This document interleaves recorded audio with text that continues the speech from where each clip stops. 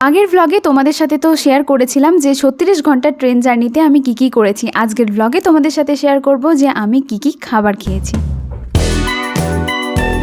যেহেতু আমাদের রাত্রেবেলা ট্রেন ছিল তো ওখানে গিয়ে আমরা ডিনার করেছিলাম আর নিয়েছিলাম একটা এগ বিরিয়ানি, যেটা খেতে আমার একদমই ভালো লাগেনি। ব্রেকফাস্টে অনেক কিছু অপশন ছিল, যেমন পোহা, ব্রেড কাটলেট, ব্রেড অমলেট। তো তার মধ্যে আমরা নিয়েছিলাম ব্রেড কাটলেট। ব্রেডগুলোর মধ্যে একটুখানি বাটার ব্রাশ করা ছিল আর ছিল দুটো কাটলেট, একটা ছিল সস। এখন যাচ্ছি আমরা মধ্যপ্রদেশের ওপর দিয়ে আর চলে এসেছে আমাদের লাঞ্চ। লাঞ্চে আমরা নিয়েছিলাম একটা ভেজ থালি, যার মধ্যে ছিল কয়েক টুকরো পনির আর একটা ড্রাই সবজি, ডাল, মিষ্টি এবং দইটা আলাদা করে কিনতে হয়েছিল।